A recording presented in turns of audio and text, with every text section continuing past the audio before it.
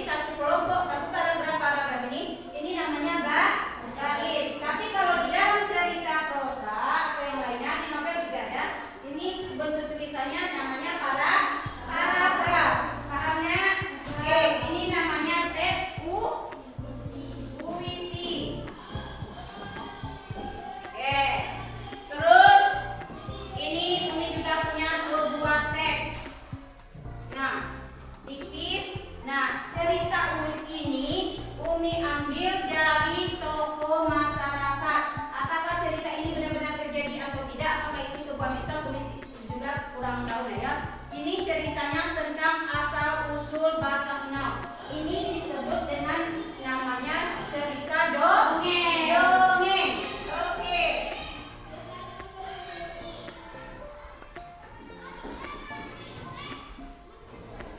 Dongeng. Nah, ini juga ada beberapa buah cerita ya. Ini cerita rakyat Nusantara. Apapun kejadian-kejadian di setiap daerah dicatat di sini, dibuat di dalam satu buku. Ini namanya cerita rakyat. Misalkan suatu tempat atau suatu daerah. Kemudian ini yang sangat legendaris. Tidak ada rakyat Indonesia yang tidak kenal dengan nama cerita Malin Kundang ya. Ini juga cerita rakyat. Di mana cerita Malin Kundang ini terjadinya? Ya, di Sumatera Barat. Nanti kita akan bahas di sini, ada tokohnya, ada temanya, ada amanat yang ingin disampaikan pengarang melalui cerita. Oke, kemudian ini juga ada Tanum Membangun Desa Luku Antu. Nah, ini juga cerita rakyat, ini tergolong sebuah dongeng. Oke, sampai di sini ada yang ditanyakan anak Nomi?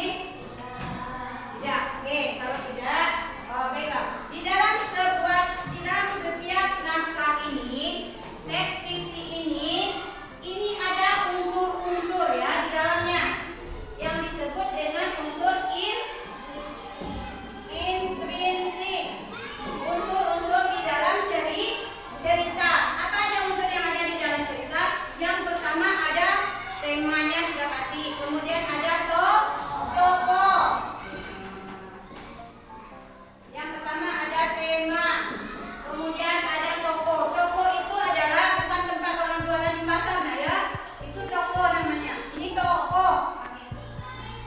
Nah, kalau itu tempat orang jual sepatu, jual baju, itu tokoh. Kalau ini namanya tokoh, yaitu pelaku di dalam cerita. Pelaku itu ada dua. Ada yang berperan baik, ada yang berperan jahat. Yang disebut dengan peran protagonis dan antagonis.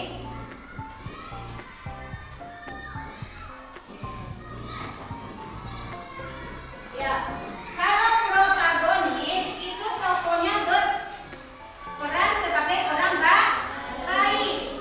Setiap perilakunya dia bersifat baik. Tidak ada perilaku jahat di dalam diri tokoh protagonis. Kemudian tokoh antagonis biasanya mempunyai karakter yang jahat. Setiap perbuatan yang dia lakukan, perilaku yang dia lakukan itu mencerminkan suatu hal yang tidak baik dan yang tidak bagus. Oke, sampai di sini ada yang perlu ditanyakan? Tidak. Ya. Di dalam tokoh ini, sampai di sini ada yang ditanyakan ya? Ya. Kalau tidak kita lanjut ya. Masih kita membahas tokoh. Tokoh ini ada namanya tokoh utama dan tokoh pendukung. Kalau tokoh utama, dia muncul di setiap peristiwa yang ada di dalam cerita. Peristiwa kejadian apapun dia ada, dia muncul tokoh utama ini. Itu yang disebut tokoh utama atau disebut juga tokoh sentral. Kemudian tokoh pendukung, tokoh yang ikut di dalam yang selalu berkaitan dengan tokoh utama. Tapi dia tidak mesti selalu muncul di dalam setiap peristiwa. Paham ya? Oke. Kemudian kita lanjutkan. Ada ya.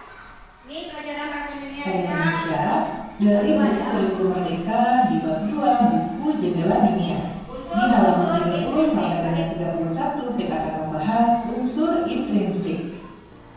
Yuk di subscribe dulu, klik loncengnya, like dan share juga ya. Gimana kalau adik-adik hari ini? Semoga semuanya dalam keadaan sehat ya. Nah adik-adik sebelum kita mulai kalian mau mengingatkan bagian penjelasan bahasa Inggris dan karena nanti bisa tanya dulu di DM atau bisa juga nanti lihat langsung di kolom pendaftaran di Google Form, nanti ada daftar paketnya, jadi bisa dicek dulu ya. Nah nanti linknya kalian taruh di kolom deskripsi. Sekarang kita mulai yuk adik-adik. Di sini kita akan mendengarkan tadi. Ada yang mau ditanyakan?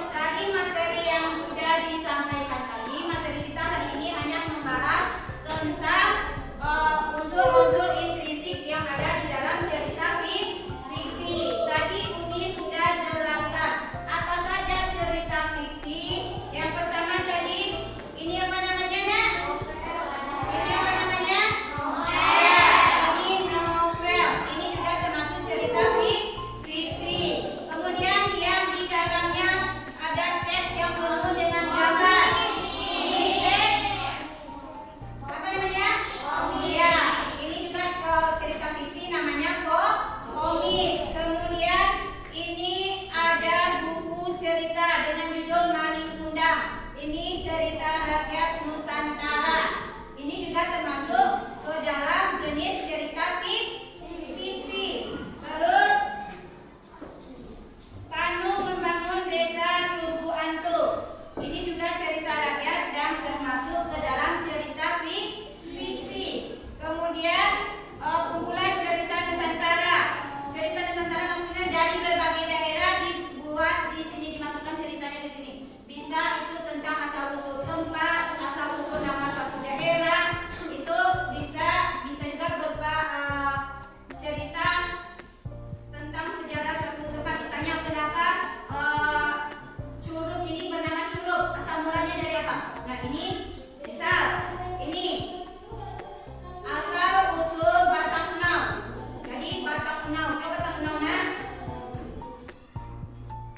Batang Enau, batang aren yang dibuat orang untuk bikin gula merah. Nah, itu namanya Batang Enau. Terus yang ini disebut, ini ceritanya dari mulut ke mulut. Umi menemui narasumber kemudian mendapatkan suatu cerita asal mula kenapa batang itu bernama. Nah, ini disebut namanya cerita legenda. Ini juga termasuk cerita fiksi. Kemudian ini ada tulisan berbentuk bait-bait. Ini bentuknya juga lebih singkat. Ini namanya puisi. Puisi juga termasuk ke dalam cerita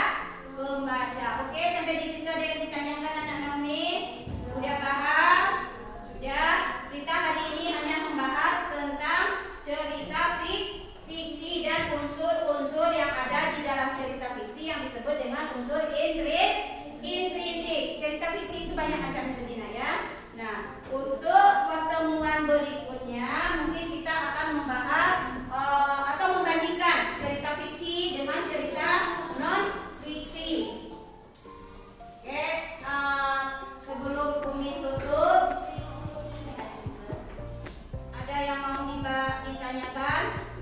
Tidak. Untuk tugas-tugasnya nanti dikumpulkan, terus dikumpul taruh di meja nanti ya sudah habis pelajaran ini. Kemudian untuk pertemuan kita minggu depan, ya tadi sudah dijelaskan, mungkin kita akan membandingkan dua teks ya, teks fiksi dan teks non fiksi. Dan kira-kira ada persamaan tidak antara teks fiksi dengan teks non fiksi? Baik, sampai di sini dulu pertemuan kita hari ini. Lebih dan kurang mohon maaf.